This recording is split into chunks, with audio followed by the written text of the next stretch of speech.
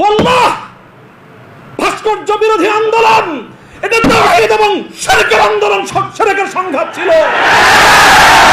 ভাস্কর্যের পক্ষে যারা ছিলেন তারা শিরকের পক্ষে ছিলেন, ভাস্কর্যের বিপক্ষে যারা ছিলেন তারা তাওহীদের ঝান্ডা সমুন্নত করেন।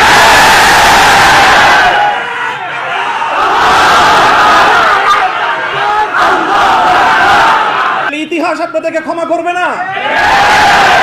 ভাস্কর্য নামে জাতীয় পর্যায়ে মূর্তি তৈরি হবে কি হবে না এই বিষয়ে যখন বিতর্ক, তখন আপনারা সেই বিতর্কের মঞ্চে ডিজিটাল ছবি তোলাটা কতটা বড় অপরাধ, কতটা বড় অন্যায়, কত বড় গুনাহ সেই মাসলা নিয়ে আসলেন। দুঃখটা এই জায়গায়, আপনারা সেই মাসলা উত্থাপন করে তখন এই মূর্তি এবং ভাস্কর্যকে প্রকারান্তরে বৈধতা দেওয়ার চেষ্টা করেছেন। আপনারা বোঝানোর চেষ্টা করেছেন যে আজকের একটা ছাত্র ফেসবুকে তার ছবি আপলোড করা যতটুকু বড় অপরাধ, বাংলাদেশের স্বাধীনতার স্থপতি মরহুম বঙ্গবন্ধু শেখ মুজিবুর রহমান সাহেবের ৬০ ফুট লম্বা ভাস্কর্য নামক মূর্তি স্থাপন করা সমান অপরাধ। এটা বোঝানোর চেষ্টা করেছেন আপনারা। আবারও বলছি, ভাস্কর্যের পক্ষ বিপক্ষের এই লড়াইকে একজন মরহুম মুসলিম নেতা মরহুম বঙ্গবন্ধু শেখ মুজিবুর রহমান সাহেবের ব্যক্তিত্বকে মাঝখানে এনে বিষয়টাকে ভিন্ন রং দেওয়ার চেষ্টা করা হয়েছিল। আমরা তখনও বলেছি, আজও বলি, ভবিষ্যতেও বলবো, ভাস্কর্য এটা বঙ্গবন্ধু শেখ মুজিবুর রহমান সাহেবের, শহীদ প্রেসিডেন্ট জিয়াউর রহমান সাহেবের, সেটার আমরা কোনো পার্থক্য করি নাই। আমি একথাও বলেছি, ভাস্কর্য যদি স্বয়ং আমাদের মুসলিম জাতির পিতা খলিল ইব্রাহিম আলাইহিস সালামের হয়, তাহলে সেই ভাস্কর্যের সাথে কি আচরণ করতে হয় মুহাম্মদুর রাসূলুল্লাহ শিখিয়ে দিয়ে গেছেন। আল্লাহ রাসূল সাল্লাল্লাহু আলাইহি ওয়াসাল্লাম মক্কা বিজয়ের দিন বাইতুল্লাহ থেকে যেই মূর্তিগুলো বের করেছিলেন, যেই ভাস্কর্যগুলো বের করেছিলেন, তার মধ্যে তো একটা ছিল ইব্রাহিম আলাইহিস সালামের মূর্তি। কি বলেছিলেন? কাতালাহুমুল্লাহ, আল্লাহ পাক এই মক্কাবাসীদেরকে ধ্বংস করুক, তারা খলিল ইব্রাহিম আলাইহিস সালাতু ওয়াস সালামের মূর্তি তৈরি করেছে। আমাদের কথা আপনাদের পছন্দ হলো না, আমি বললাম যে ভাস্কর্য বানায়েন না, এটা বানালে বঙ্গবন্ধু যদি মুসলিম হয়ে মারা গিয়ে থাকেন কবরে তার শাস্তি হবে। তো আপনারা মনে করলেন আমরা বঙ্গবন্ধুর বিরুদ্ধে বললাম, আসলে বলি নাই বিরুদ্ধে। তিনি যদি, আবারও বলছি, যদি আল্লাহ তাকে ইমানের সাথে খাতেমা দিয়ে থাকেন, আমি জানি না তার কি অবস্থায় মৃত্যু হয়েছে, সেটা কেউ বলতে পারবে না, তাহলে তার ভাস্কর্য, তার মূর্তি তৈরি করাটা এটা তার সঙ্গে চরম বিশ্বাসঘাতকতা। ব্যাপারটা কি এক? এটাই হলো দুঃখ যে এই কাজটা সামনে করেন না আপনারা। আপনারা যদি ভাস্কর্যের বিরোধিতা করতে ভয় পান তাহলে আমি আপনাকে দোষারোপ করব না, তবে ভাস্কর্য নামক এই সকল শিরকি সংস্কৃতির বিরুদ্ধে যারা কথা বলবে তাদের প্রতিপক্ষ হয়ে মাঠে গিয়ে এই ধরনের বিতর্কিত মাসলা উত্থাপন করে জালিমের এবং যারা মূর্তি পূজারীদের দোসর তাদের অবস্থানকে সংহত করবেন। আমি জানি না, যদি বুঝে করে থাকেন গফরাল্লাহু লাকুম, আল্লাহ আপনাদেরকে মাফ করুক। আপনারা যদি বুঝে শুনে করে থাকেন, আখাফু আলাইকুমুশ শিরক, আখাফু আলাইকুমুশ শিরক, না বুঝে করে থাকেন, সেটাই আমার ধারণা যে আপনারা অনেক বড় বড় আলেম, রাজনৈতিক প্রজ্ঞা আপনাদের কিছুটা ঘাটতি থেকে থাকতে পারে এই ক্ষেত্রে অন্তত। কাজেই এই জায়গাটায় বিলম্ব হলো আপনারা কথা বলেন, বিলম্ব হলেও কথা বলেন, ইতিহাস আপনাদেরকে ক্ষমা করবে না।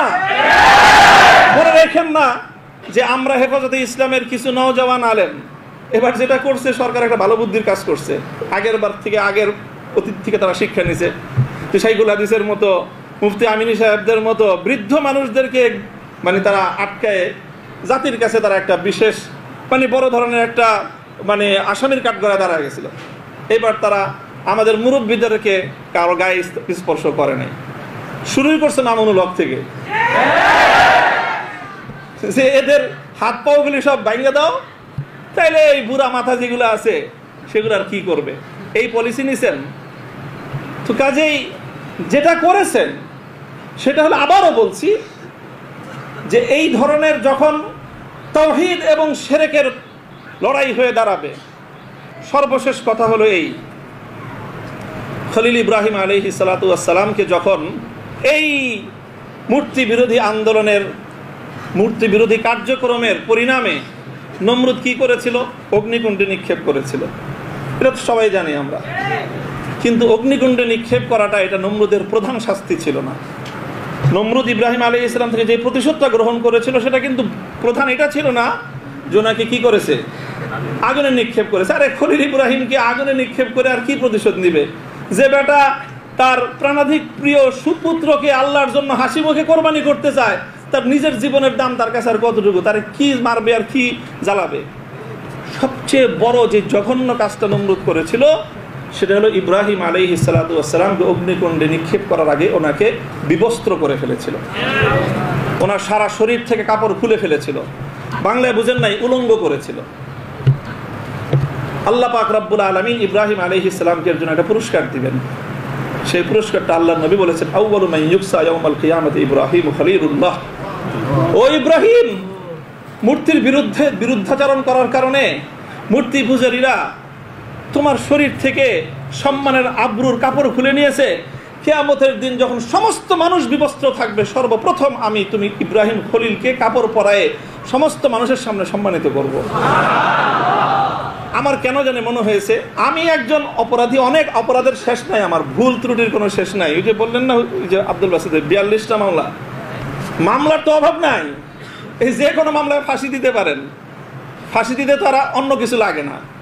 আদালতে দাঁড়ায় এক মহিলা আইনজীবী বলে, আরে বিচার করার জন্য এত কিছু লাগে নাকি আমাদের? এর চেয়ে কত হালকা সাক্ষ্যতে আমরা মানুষের বিচার করে ফেললাম।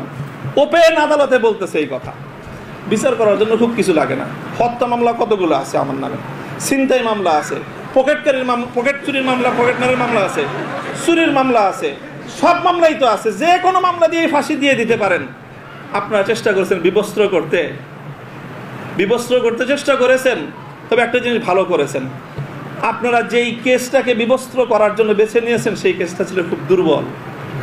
আগামী 50 বছরের জন্য উলামায়ে কেরামের বিরুদ্ধে ষড়যন্ত্রের দুয়ার রুদ্ধ হয়ে গেছে।